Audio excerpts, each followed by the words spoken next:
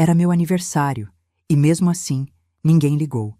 Nem mensagem no grupo da família, nem um parabéns seco, nem um áudio de 5 segundos. Eu acordei com essa frase na cabeça. Sabe aquele silêncio de domingo de manhã que deveria ser paz, mas no fundo parece um aviso? Pois é. Eu levantei às 7h, como faço há 30 anos. O corpo da gente acostuma, né? Mesmo quando a alma quer ficar na cama. Minhas pernas estavam pesadas, aquela dorzinha fina na panturrilha de quem trabalhou a semana toda em pé. Sou paisagista, vivo com a mão na terra. Mas levantei. Fui para a cozinha. A casa estava muda. Preparei a mesa de café da manhã. Não qualquer café, aquele de hotel, sabe? Comprei mamão papaya, queijo Minas fresquinho que o Renato adora, fiz o bolo de fubá cremoso que o Lucas pedia quando era criança. Coloquei os pratos, os talheres de domingo e esperei.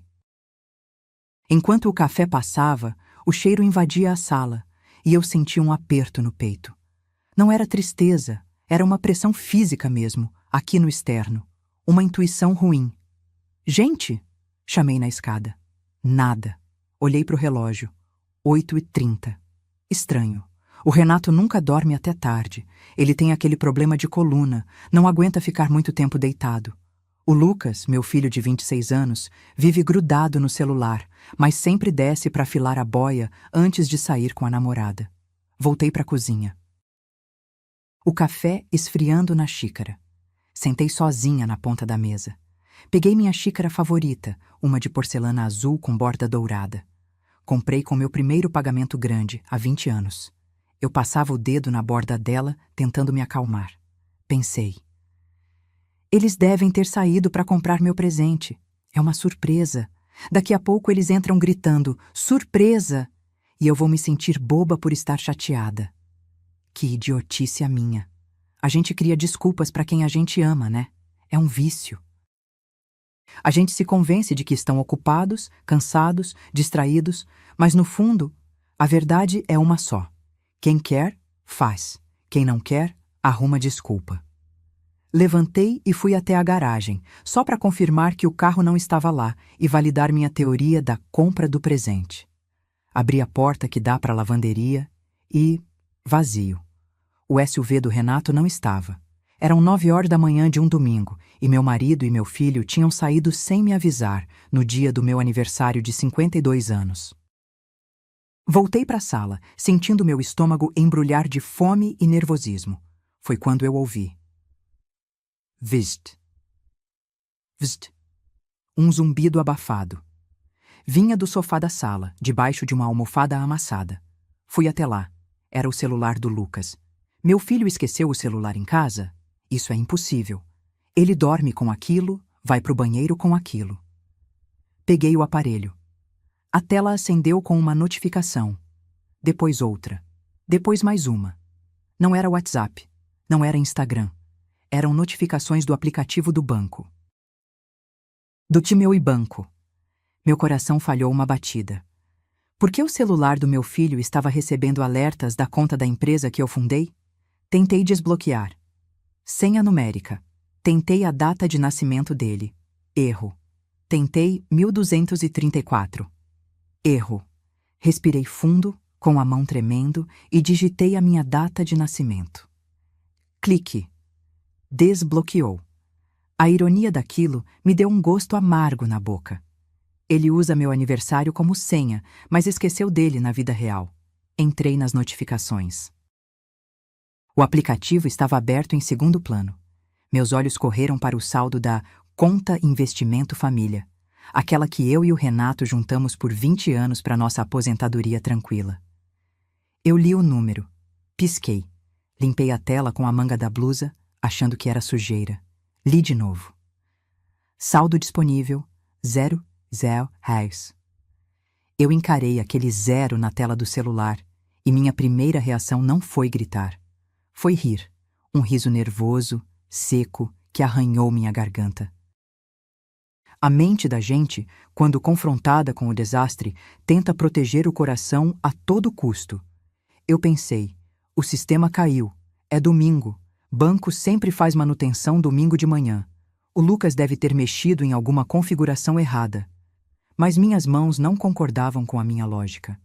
Elas suavam frio.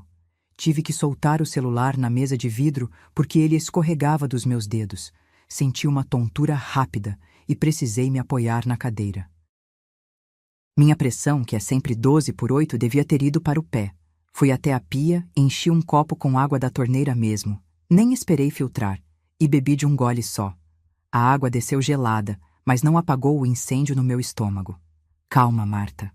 Respira, falei em voz alta. O som da minha própria voz na cozinha vazia me deu pena. Foi quando meu próprio celular, que estava no bolso do meu avental, vibrou. Uma notificação do cartão de crédito. Cartão Black, titularidade minha, adicional do Renato. O coração deu um salto. Ah, meu Deus, eles estão comprando o presente agora. Eu aqui pensando bobagem de dinheiro sumido e eles passando o cartão para mim. Peguei o aparelho com aquela esperança boba, quase infantil, de quem quer ser desmentida. Deslizei o dedo na tela. Compra aprovada. Confeitaria Imperial. Valor: R$ 480. Senti um alívio tão grande que meus ombros relaxaram na hora. R$ 480 num bolo. Ninguém gasta isso num bolo se não for para uma comemoração especial. A Confeitaria Imperial faz aqueles bolos de andares com massa folhada e frutas vermelhas que eu amo. Um sorriso triste brotou no meu rosto. Eles não esqueceram. Só são desorganizados. Vão chegar com o bolo, vão rir da minha cara de sono e o dinheiro zerado deve ser só uma transferência para outra conta de rendimento melhor que o Renato inventou. Cliquei nos detalhes da compra para ver o horário. Foi agora, há 2 minutos. Mas tinha um detalhe. O aplicativo do cartão mostrava o status. Pedido via delivery. Entregar em... O endereço não era a nossa casa. Lio Logradouro. Avenida dos IPs, 404, Sala 12. Edifício Business Tower. Franzi a testa. O Lucas tinha me dito semana passada que alugou uma sala num coworking novo para a startup dele. Eu nunca tinha ido lá. Ele nunca me convidou. Mas aquele endereço... Avenida dos IPs, 404. Eu conhecia aquele número. Corri para o escritório do Renato, que fica no térreo. A bagunça dele de sempre. Papéis, notas fiscais de gasolina, xícaras de café com resto seco no fundo. Comecei a revirar a mesa, buscando uma confirmação. Minha memória de paisagista é visual. Eu guardo plantas e endereços. Debaixo de uma pilha de revistas de carro, achei. Uma pasta azul, velha, com um logotipo verde que eu detestava. Green Life Paisagismo. Era a minha maior concorrente. A empresa que tentou comprar a minha carteira de clientes ano passado por um valor ridículo, e eu disse não na cara deles. Abri a pasta, o cartão de visita grampeado na primeira folha. Green Life Paisagismo, Avenida dos IPs, 404. O mundo parou. O bolo de R$ 480 não estava vindo para casa. O bolo estava indo para a sede da minha concorrência, e meu marido e meu filho estavam lá. No domingo de manhã, no meu aniversário, eu olhei para o relógio na parede. 09h15. Eu não queria acreditar. A verdade é como água fria. Ela acorda, mas dói. Eu precisava ver. Eu precisava ter certeza antes de cometer uma loucura. Não troquei de roupa. Continuei com a calça de linho bege e a blusa branca que usei para o café. Peguei a chave do meu carro, o único que restou na garagem, e minha bolsa. Quando fui fechar a porta de casa, vi o escritório do Renato de novo. A tela do computador dele estava em stand-by. Mexi no mouse. Não tinha senha. Na área de trabalho, um arquivo de Excel aberto chamado Projeção Pós-Venda. Não abri. Não precisava. O título já era um soco no estômago. Tranquei a porta da casa com 2 voltas. Minha mão já não tremia mais. Agora ela estava firme. Firme de raiva. Estacionei o carro numa vaga de idoso na frente do prédio. Eu não tenho idade para isso, nem o cartão. Mas quem ia me multar num domingo de manhã numa avenida deserta? Desliguei o motor. O silêncio do carro foi substituído pelo barulho distante de um ônibus freando na esquina. Minhas pernas estavam pesadas. Parecia que eu calçava botas de chumbo. Saí do carro. O sol já estava alto e o calor do asfalto subiu pelas minhas canelas, mas eu sentia um frio interno que não passava. O prédio da Green Life era um daqueles aquários modernos. Tudo vidro, tudo exposto, pé direito duplo no térreo. Eles gostam de mostrar poder. Caminhei pela lateral, aproveitando o paisagismo que eles tinham na entrada. Ironicamente, me escondi atrás de uma ravenala, aquela árvore do viajante que parece um leque gigante. Eu mesma plantei centenas dessas em jardins de clientes. Agora, era ela que me protegia de ser vista. Espreitei por entre as folhas largas. Lá dentro, o ar-condicionado devia estar no máximo, porque todos usavam blazers. E lá estavam eles. A minha família. Renato estava em pé, com uma taça de champanhe na mão. Ele ria. Não aquele sorriso contido que ele dá quando eu conto uma piada no jantar. Era uma gargalhada solta, de boca aberta, jogando a cabeça para trás.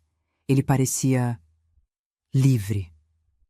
Aquilo doeu mais que um tapa. Fazia anos que eu não via meu marido tão leve. Ao lado dele, o Lucas. Meu menino.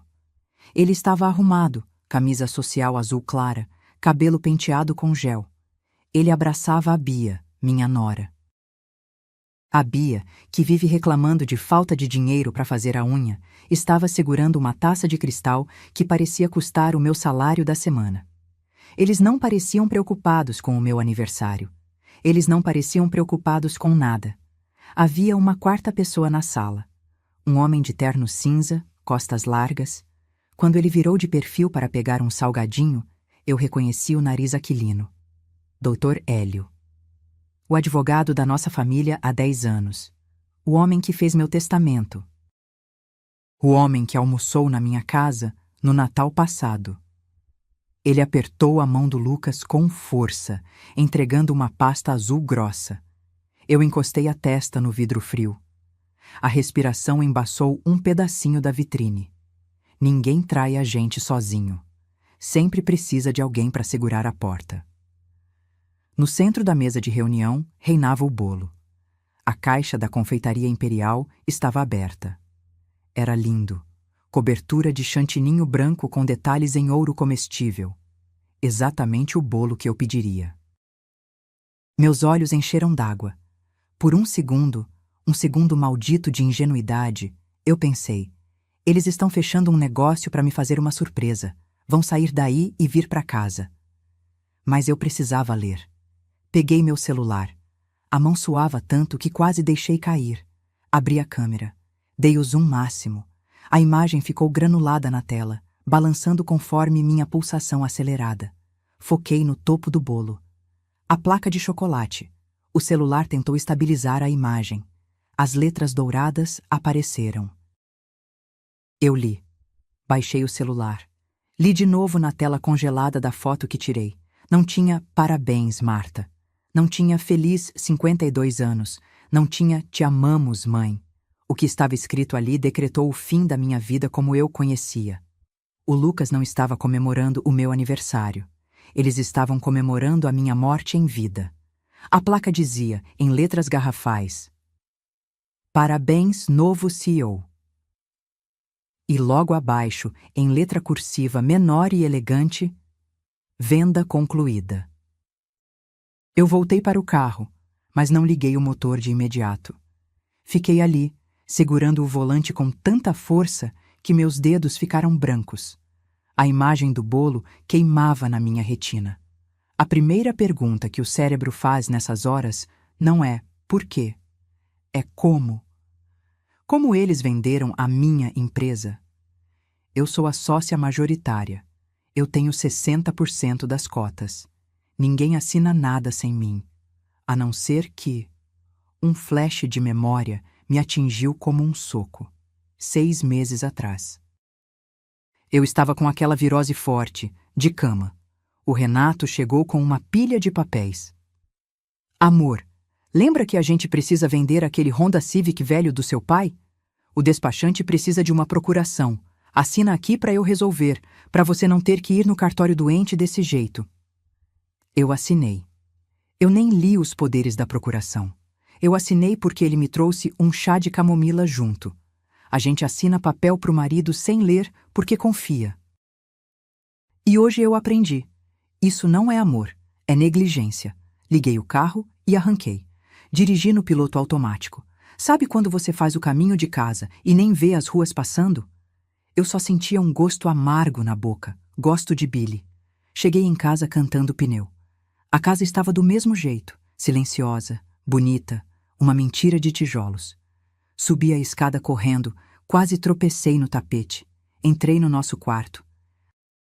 Abri o guarda-roupa, afastei os edredons pesados que a gente só usa em julho e revelei o cofre digital embutido na parede.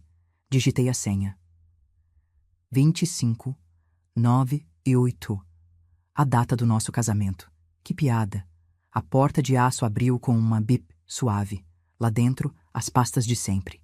Escrituras, passaportes, joias da minha avó. Puxei a pasta amarela rotulada Veículos. Vazia. Puxei a pasta Jurídico. Revirei folha por folha. Contratos antigos, certidões de nascimento. Mas a via original daquela procuração não estava lá. Eles pegaram. Eles usaram uma procuração de venda de veículo, que provavelmente tinha uma cláusula de amplos poderes escondida nas letras miúdas, ou falsificaram a finalidade. Sentei na cama, derrotada. O cheiro do perfume do Renato ainda estava no travesseiro. Aquele cheiro amadeirado que eu amava agora me dava nojo. Desci para o escritório dele de novo. Eu precisava de uma prova do dinheiro. Se venderam, receberam. O lixo. Renato é desorganizado. Ele tem a mania de imprimir e-mails importantes para ler no papel e depois amassar. A lixeira de Vime, que eu comprei numa feira de artesanato em Embu das Artes, estava cheia. Virei o conteúdo no chão. Bolinhas de papel, notas de posto de gasolina, chiclete mascado. Desamassei uma folha que estava no fundo, manchada de café. Era um print de e-mail, do banco. Assunto: TED recebida, sinal de negócio, valor R$300 mil. R$300 mil. Já estava na conta deles, era o sinal. O resto viria depois.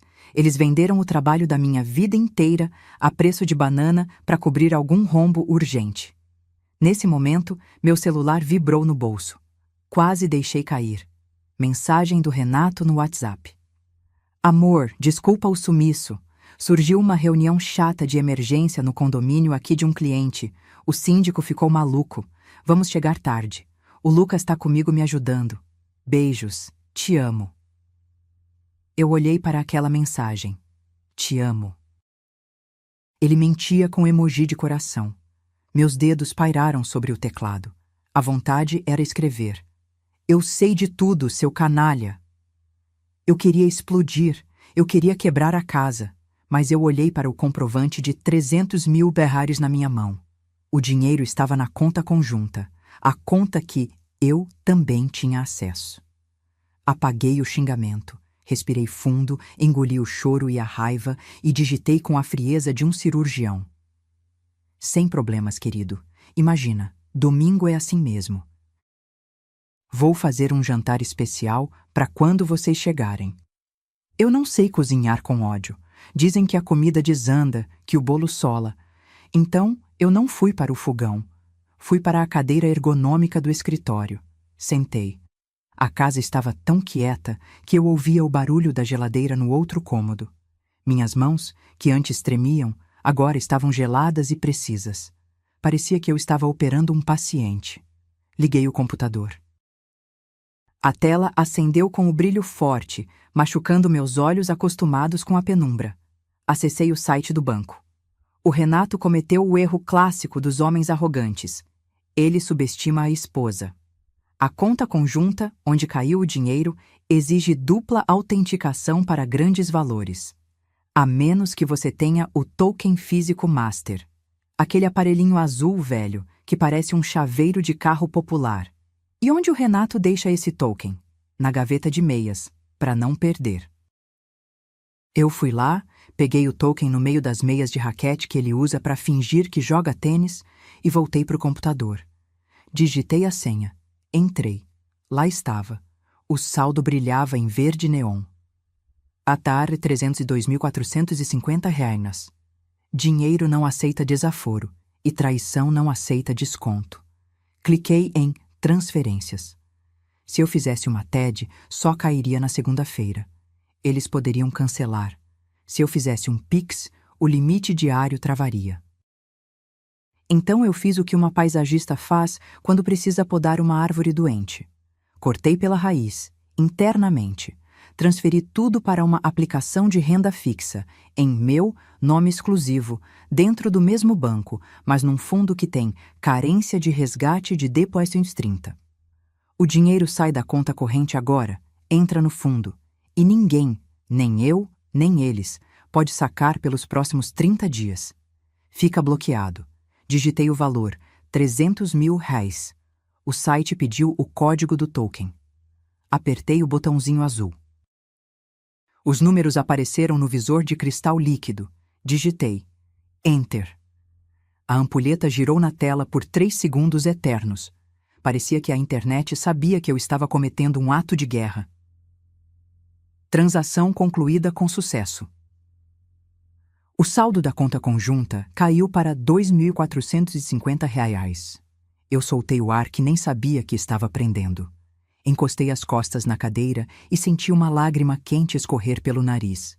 Não era de tristeza. Era de alívio, misturado com pânico. Eu tinha acabado de roubar minha própria família, ou salvar o que restava dela. Mas eu não parei. A adrenalina é uma droga poderosa. Abri outra aba. Site do Cartório de Registro de Imóveis Online, ONR. Eu tenho o certificado digital da empresa instalado na máquina. Busquei a matrícula da sede da minha empresa, o imóvel que eles venderam. Cliquei em solicitação de averbação premonitória. É um recurso jurídico que avisa a qualquer comprador que aquele imóvel está em litígio, travando qualquer venda oficial. Anexei a foto do bolo e do e-mail do banco como indícios de fraude. Clique. Protocolado. Agora, ninguém passa da escritura. Fechei o notebook. O som dele travando foi como o barulho de uma guilhotina. Levantei, senti minhas pernas formigarem. A rotina da casa continuava. O relógio de pêndulo na sala bateu 10h30. O sol lá fora estava lindo, um dia perfeito de domingo que eu estava passando destruindo a vida financeira do meu marido.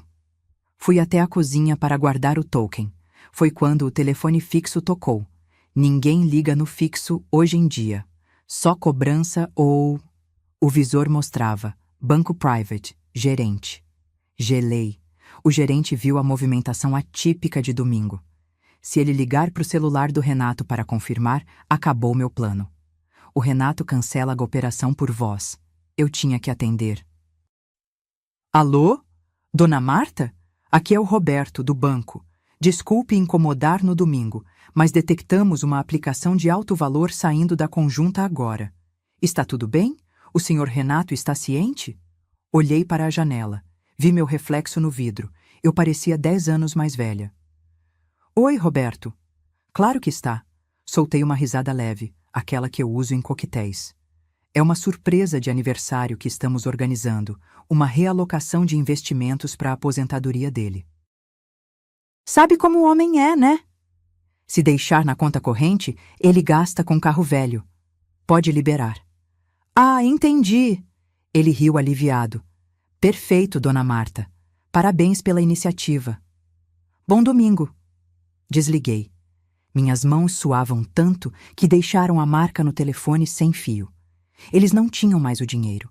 E não tinham mais o imóvel. Mas agora, o relógio jogava contra mim. Eram 11 horas. Eles chegariam a qualquer momento para o teatro do bom marido e bom filho. Eu precisava fazer a mala, mas antes... Eu precisava deixar o recado. As horas seguintes passaram num borrão. Sabe quando você está num velório e o tempo fica elástico? Parece que não passa nunca, mas de repente já é noite. Pois é. Eu estava velando meu casamento, minha família e minha empresa, tudo ao mesmo tempo. Eram quase 18 horas. A luz do sol já estava ficando alaranjada. Eles iam chegar a qualquer momento para encenar a peça do Desculpa a demora. Eu precisava sair, mas não ia sair fugida como uma criminosa. Eu ia sair como quem despeja o inquilino ruim. Subi para o quarto e peguei minha mala de viagem pequena. Não coloquei muita coisa. 2 calças jeans, camisas de linho, minha nécessaire com os remédios de pressão e o hidratante que eu não vivo sem. A gente pensa que precisa de muito para viver, mas na hora do aperto, você descobre que sua vida cabe numa mala de 10 quilos. Abri a gaveta de joias. O anel de brilhantes que o Renato me deu nos 25 anos de casados? Ficou. Brilho comprado com mentira não ilumina nada. Mas peguei a caixinha de veludo azul velha, caindo aos pedaços. Dentro, o colar de pérolas da minha avó e o broche de ouro que minha mãe me deixou. Isso é herança de sangue, não de contrato. Isso eles não tocam. Fechei a mala. O zíper fez aquele barulho zzz que soou como um rasgo no silêncio da casa. Desci para a cozinha. Olhei para o bloquinho de notas adesivas amarelo que eu tinha pegado antes. Amassei. Um post-it é descartável. O que eu tinha para dizer precisava ter peso. Fui até a escrivaninha do corredor e peguei uma folha do papel de carta timbrado que mandamos fazer anos atrás. No topo, em relevo seco, Família Sampaio. A ironia daquilo quase me fez rir de novo. Coloquei o papel na bancada de granito da cozinha. Precisava de uma caneta à altura. Peguei a caneta tinteiro preta, pesada, com detalhes em prata, que dei de presente para o Renato no Natal passado. Ele nunca usou. Disse que sujava a mão. Tirei a tampa. A ponta de metal brilhou. Minha mão pairou sobre o papel. Eu não queria escrever um textão. Textão é para quem quer discutir relação. Eu não queria discutir. Eu queria informar o óbito. Respirei fundo, sentindo o cheiro de café velho que ainda estava no ar desde a manhã, e escrevi. Letra cursiva, firme, de quem aprendeu caligrafia em escola de freira. 6 palavras. Apenas 6 palavras para implodir o mundo deles. Recuperei tudo. A polícia está vindo. Li, reli. Não era blefe. Bom, a parte da polícia talvez fosse um exagero calculado para causar pânico imediato, mas eles não pagaram para ver. Dobrei o papel uma vez só. Caminhei até a geladeira. Aquela side-by-side enorme de inox que o Lucas vivia abrindo para procurar besteira. Abri. A prateleira do meio estava vazia, esperando o bolo de aniversário que nunca veio. Coloquei o bilhete lá dentro, em pé, apoiado numa garrafa de água com gás. Fechei a porta. A geladeira sugou o ar e vedou o segredo lá dentro. A gente demora anos para construir um lar, mas leva só 10 minutos para desmontar uma casa. Antes de pegar minha mala na porta, fiz a última coisa. Fui até o quadro de chaves no hall de entrada. Peguei as chaves reservas do carro do Renato e da moto do Lucas. Coloquei na minha bolsa. Se eles quisessem vir atrás de mim ou fugir do agiota, teriam que ir a pé ou chamar um Uber. Apertei a alça da mala. Minhas articulações dos dedos doíam de tanta tensão. Eu queria chorar, queria gritar, queria que tudo fosse um pesadelo e eu acordasse com o Renato me trazendo café na cama. Mas a dor no peito era real demais. Foi quando ouvi o barulho inconfundível do motor do portão eletrônico lá fora. Eles chegaram. Eu apaguei a luz da cozinha e saí pela porta dos fundos de serviço, rezando para que o trinco não fizesse barulho. Eu não tive coragem de ir longe. Estacionei o carro 2 ruas para baixo, numa sombra de árvore onde a luz do poste não batia. O motor desligado, o vidro fechado. Eu estava suando frio, aquela sensação de febre interna, mas minhas mãos estavam geladas como pedra. Peguei o celular. Abri o aplicativo das câmeras de segurança da casa. Eu instalei aquilo ano passado por causa da onda de assaltos no bairro. A imagem carregou em preto e branco na tela pequena. A sala de estar. O portão da frente bateu. A porta da sala abriu. Entraram os dois, Renato e Lucas. Eles não entraram com cara de culpados. Entraram rindo. O Renato deu um tapinha nas costas do Lucas, aquele gesto de cumplicidade masculina de missão cumprida. Mas no segundo que pisaram no tapete da sala, a postura mudou. Foi instantâneo. Como atores entrando no palco. Renato curvou os ombros, fingindo cansaço. Lucas guardou o sorriso e fez uma cara de tédio. "Marta? Amor!" Renato gritou. A voz dele saiu picotada no áudio da câmera, mas eu conhecia o tom. Era o tom de: "Já cheguei, para de reclamar." Eles colocaram uma sacola branca de plástico em cima da mesa de centro. Eu dei zoom na imagem. Não era a caixa elegante da confeitaria imperial. Era uma sacola de supermercado, daquelas que rasgam fácil. O Renato tirou de dentro uma embalagem de plástico transparente, daquelas barulhentas. Dentro, uma tortinha de morango com aquela geleia vermelha brilhante artificial que parece cola. A etiqueta laranja de preço estava virada para a câmera. $14,92. Senti um gosto de bile na boca. Eles comeram o bolo de R$ 480 com os advogados. Para mim, a esposa e mãe que sustentou a casa por décadas trouxeram a sobra da padaria do posto de gasolina. "Cadê ela?" Lucas perguntou, se jogando no sofá e colocando os pés, com sapato e tudo, no estofado claro. "Deve estar no quarto, fazendo drama. Você conhece sua mãe." Daqui a pouco ela desce com cara de choro, a gente canta parabéns com essa torta, eu dou um beijo nela e fica tudo certo. Renato disse isso enquanto afrouxava a gravata. Drama. Ele chamou minha dor de drama.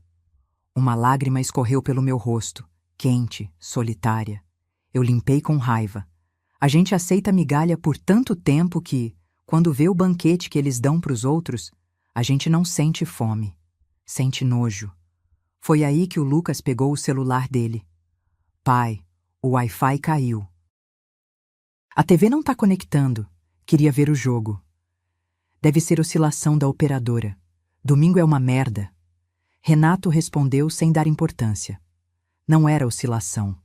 Eu tinha mudado a senha do roteador pelo app administrativo 5 minutos antes de sair. A nova senha era Vendade Fraude. Pena que eles não iam descobrir isso agora. O Lucas bufou, irritado. Sem internet, ele não sabia o que fazer com as mãos. "Vou pegar uma cerveja pra gente brindar o negócio." Aquele sinal de 300 mil salvou minha pele com o agiota, pai. Sério. O cara tava me ameaçando. Eu congelei no carro. Agiota. Ameaçando. A vizinha Sônia tinha razão. O buraco era mais fundo. Meu filho não era só um mau empresário. Ele estava envolvido com gente perigosa. Meu coração de mãe apertou, uma pontada aguda. Eu queria correr lá e proteger meu menino? Queria. Mas aí lembrei do bolo, do novo CEO, da traição. Quem protege traidor acaba traído de novo. Na tela do celular, vi o Lucas levantar do sofá. Ele caminhou em direção à cozinha. Passou pela mesa de jantar vazia. Entrou no campo de visão da câmera da cozinha. Ele parou na frente da geladeira. A mão dele foi para o puxador de inox. Meu coração disparou tanto que parecia que ia quebrar minhas costelas. Ele puxou a porta. A luz interna da geladeira acendeu, iluminando o rosto dele. Ele não viu cerveja. Ele viu o espaço vazio. E viu o papel branco, dobrado, apoiado na garrafa de água. Eu vi a cor sumir do rosto do meu filho pixel por pixel, naquela telinha de celular. Sabe quando a pressão baixa de repente e a pessoa fica verde, com aquele suor frio na testa? Foi isso. O Lucas leu o bilhete uma vez. Piscou. Leu de novo. A boca dele abriu, mas não saiu som nenhum. Ele ficou paralisado ali, com a porta da geladeira aberta. O motor da geladeira começou a fazer aquele pi, pi, pi irritante, avisando que a porta estava aberta há muito tempo. Aquele barulhinho doméstico que todo dia me irritava, agora soava como uma contagem regressiva de bomba. "Pai!" A voz dele saiu um fiapo. Tive que aumentar o volume do celular no máximo para ouvir. Renato gritou lá da sala, com a boca cheia daquela torta barata.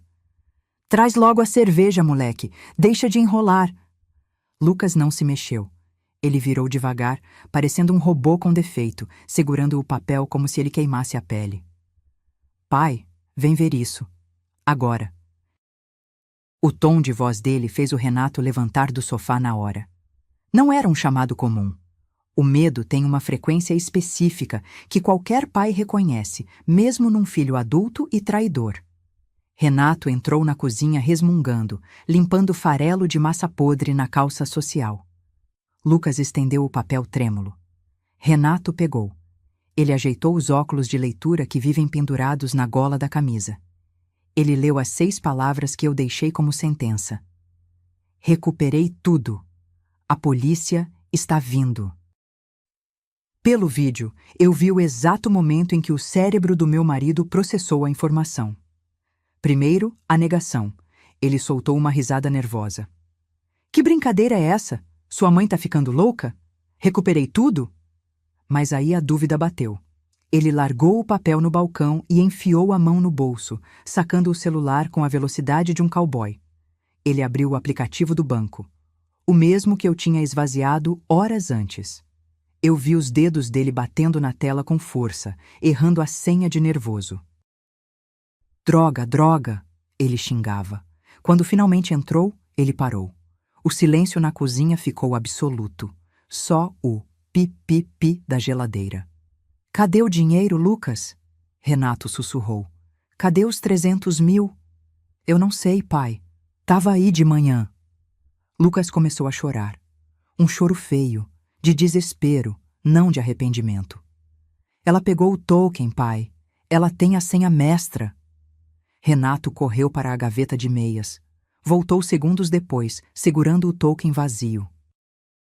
Ele jogou o aparelho na parede com tanta força que o plástico estilhaçou. Aquela desgraçada, ele gritou. Meu coração doeu. Ouvir o homem com quem dividi a cama por 30 anos me chamar assim foi a confirmação final. Não tinha volta. Mas a justiça veio a galope. E a polícia, pai? Lucas perguntou, tremendo igual vara verde. Ela chamou a polícia? O agiota, pai. Se eu for preso, o agiota me acha lá dentro. Se eu não pagar amanhã, ele vem aqui. Foi nesse momento que aconteceu. Coincidência ou destino? Não sei. Longe na avenida principal do bairro, ouvi o som. Will, Will, Will. Uma sirene.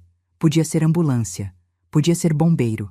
Mas para 2 homens culpados, com fraude nas costas e dívida de jogo, aquilo soou como a tropa de choque. Os 2 se entreolharam com um terror primitivo. Apaga a luz! Renato gritou. Apaga tudo! Eles correram batendo nas coisas, derrubando cadeira, num pânico de barata quando acende a luz. Ficaram no escuro, agachados atrás da ilha da cozinha. Eu assistia a tudo do meu carro, sentindo uma mistura agridoce de poder e pena. Eram patéticos. Mas o golpe final não fui eu quem dei. O celular do Renato tocou no bolso dele, iluminando o rosto suado no escuro da cozinha. Ele atendeu no viva voz, achando que era eu. Marta, pelo amor de Deus. Mas não era eu. Uma voz grossa, metálica e furiosa ecoou na cozinha silenciosa. Era o Dr. Hélio, o advogado cúmplice. Renato, seu imbecil! Acabei de receber uma notificação do cartório. O imóvel da empresa está bloqueado por suspeita de fraude. O comprador desistiu e está exigindo a devolução do sinal agora, ou vai processar a gente por estelionato. Você tem 10 minutos para devolver o dinheiro. Desliguei o aplicativo das câmeras.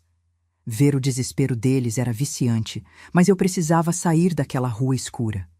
Dirigi até o Grand Hotel, aquele na orla que eu só entrava para fazer paisagismo no jardim de inverno. Hoje, entrei como hóspede.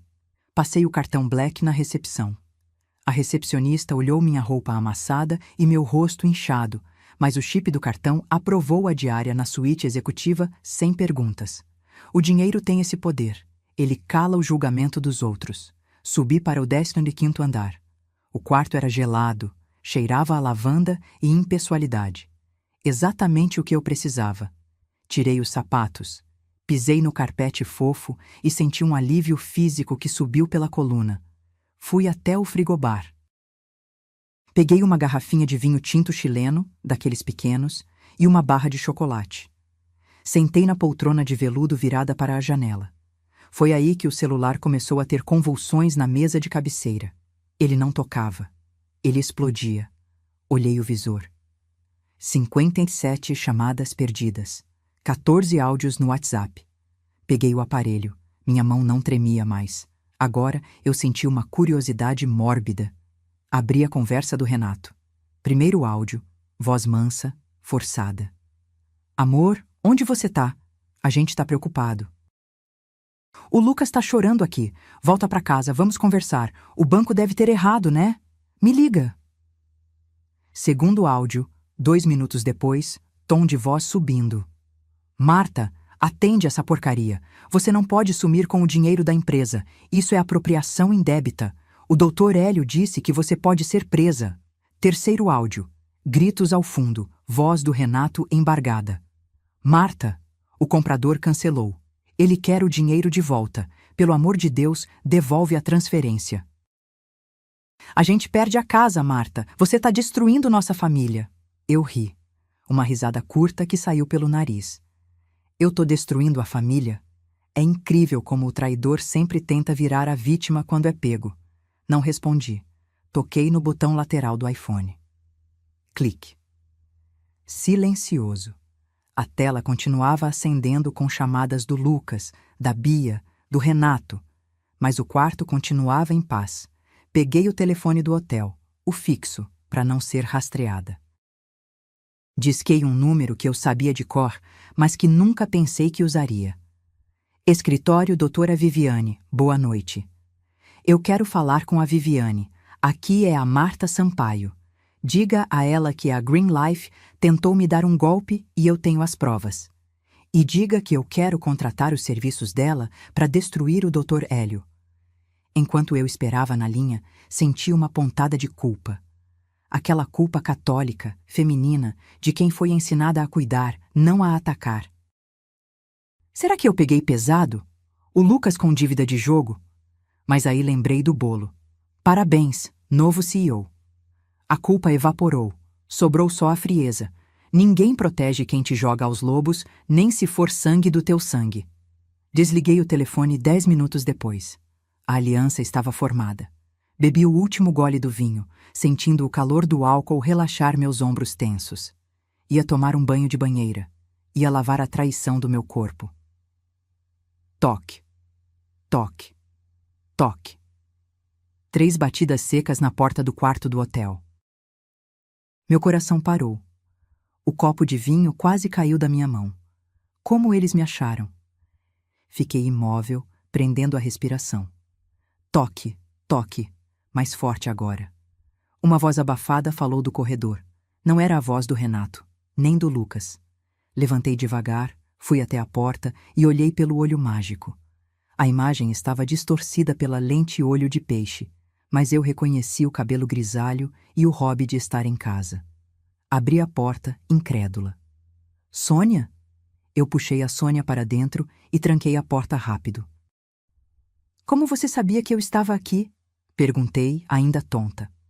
Sônia revirou os olhos, ajeitando os óculos de grau que estavam tortos na cara. Ela vestia um abrigo de moletom cinza e chinelo havaiana. Saiu de casa correndo. Marta, você me mandou a localização no WhatsApp às 6 da tarde com a mensagem. Se eu sumir, tô aqui. Esqueceu? O estresse tá comendo seu cérebro, amiga. É verdade. Eu tinha mandado. No piloto automático do pânico, criei meu próprio seguro de vida. Sentei na cama, sentindo minhas pernas falharem de novo. Sônia não sentou. Ela estava elétrica, movida pela adrenalina da fofoca e da lealdade. Ela colocou o saco de lixo preto, daqueles de 100 litros reforçado, em cima da mesa de vidro chique do hotel. O contraste era ridículo, o luxo da suíte e o lixo da minha casa. Eu trouxe o que você pediu. E trouxe o que você precisa saber. Ela abriu o saco. Menina, o barraco foi tão grande que eu nem precisei encostar o ouvido no muro. A rua inteira ouviu. Ela despejou o conteúdo na mesa. No meio do lixo orgânico, papéis rasgados. Eu reconheci a letra do Renato. Eram anotações de rascunho, cálculos. Peguei um pedaço de papel manchado de gordura. Estava escrito: 1,2 metros, venda flash, comissões 10% Hélio. Eles iam vender meu patrimônio de 1,5 milhão por 1,2 para vender rápido, e o Dr. Hélio ia levar uma bolada por fora. Eles estão desesperados, Marta, Sônia disse, baixando o tom de voz, pegando na minha mão. Depois que a luz da cozinha apagou, eu ouvi a discussão no quintal. A sua nora, a Bia... O que tem a Bia? Perguntei. Bia sempre foi fútil, mas inofensiva. Ela estava vomitando no gramado de nervoso. Ela gritava com o Lucas. Eu gravei o áudio. Sônia tirou o celular do sutiã e deu play. O áudio era chiado, mas a voz estridente da Bia era clara. Você disse que ia resolver hoje, Lucas. O russo mandou foto da nossa porta, Lucas. Ele sabe onde a gente mora. Ele disse que se não receber até terça, ele não quebra a perna, ele apaga. Você tá entendendo? Ele vai matar a gente por causa dessa dívida de pôquer maldita.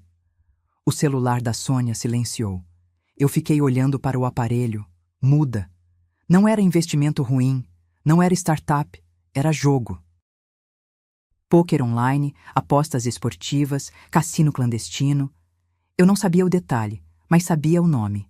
Vício. E o russo? Eu conhecia a fama. É um agiota que atua na Zona Norte. Ele não processa, ele executa. Senti um calafrio subir pela espinha, diferente de tudo que senti hoje. Até agora, eu estava brigando por dinheiro e dignidade. Agora, eu percebi que estava com a sentença de morte do meu filho na mão. Se eu não liberar o dinheiro, o Lucas morre. Se eu liberar, eu fico na miséria e ele continua viciado. O Renato sabe? Perguntei com um fio de voz.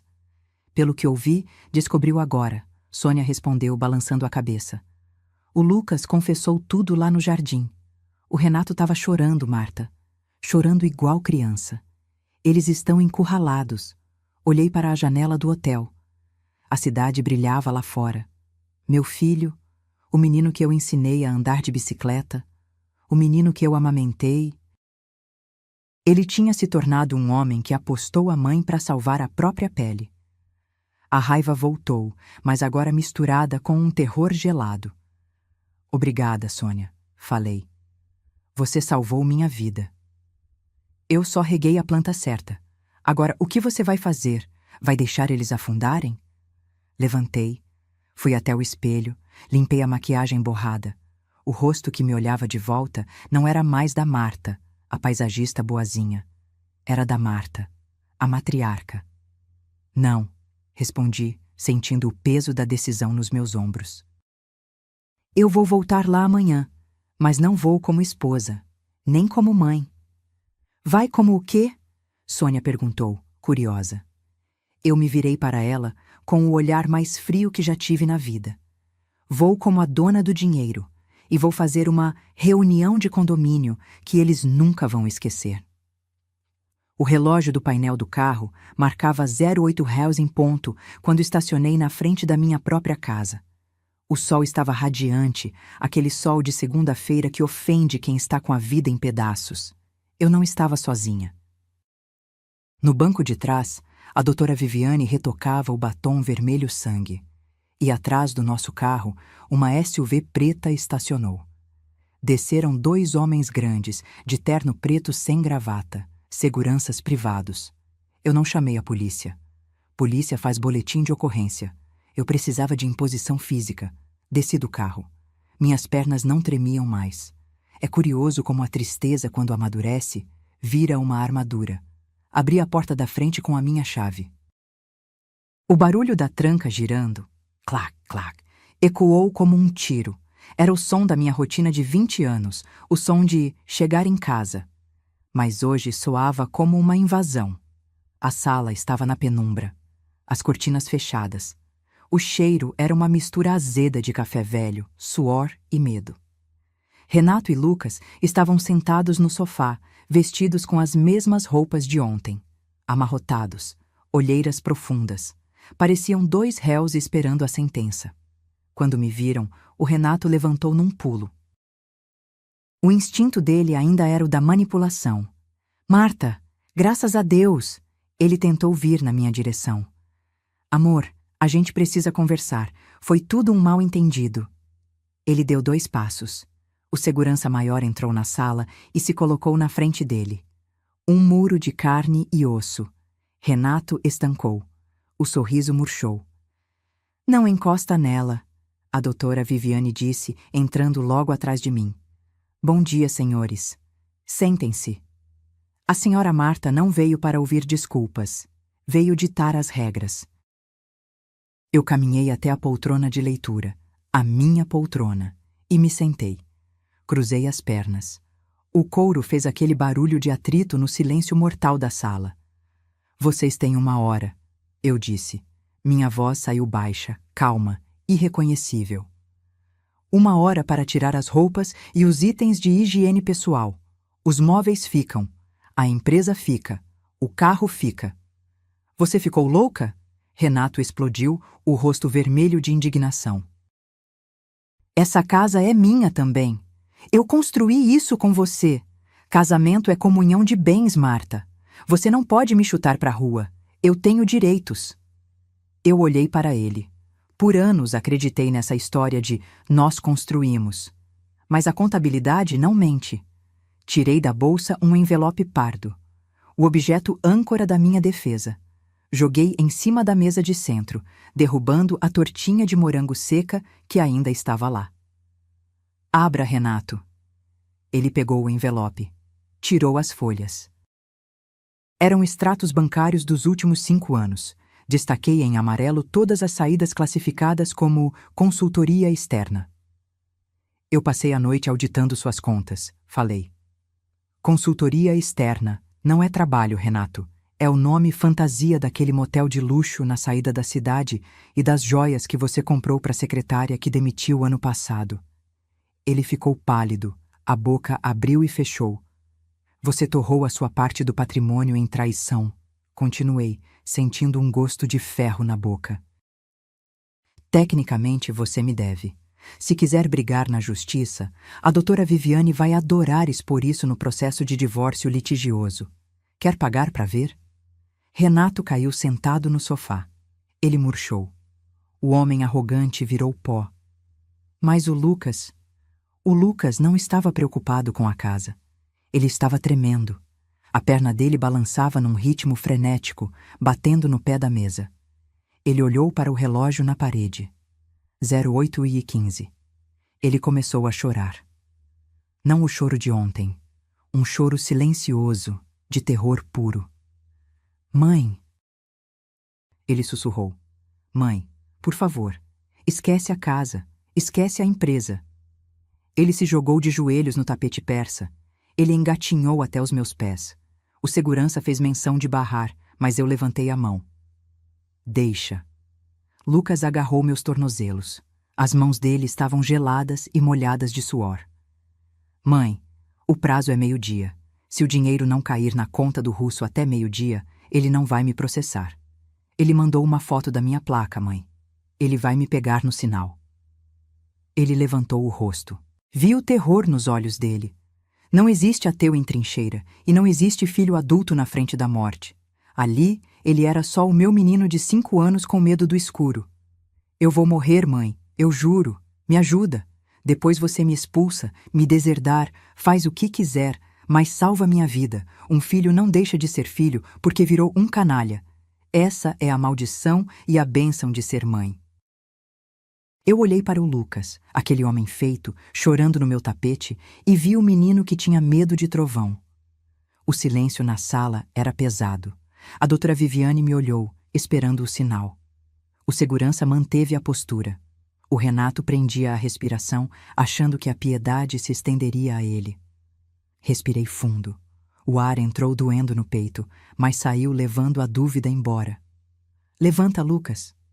Minha voz saiu firme, sem tremor. Eu vou pagar. Ele levantou a cabeça, os olhos inchados brilhando de esperança. Obrigado, mãe. Obrigado, eu juro que... Cala a boca. Cortei, seca. Eu não terminei. Fiz um sinal para a Viviane. Ela abriu a pasta e tirou um contrato que já tínhamos deixado pronto no carro, só por precaução. Ela colocou na mesa. Eu vou transferir o valor para a conta desse tal russo agora. Ele não vai te matar. Olhei bem nos olhos dele. Mas esse dinheiro não é um presente. É um adiantamento da sua herança. Lucas piscou confuso. Como assim? Significa que você vai receber a parte que te caberia na minha morte, hoje, para salvar sua vida. Em troca, você assina isso aqui. Uma confissão de dívida e uma renúncia total a qualquer bem futuro.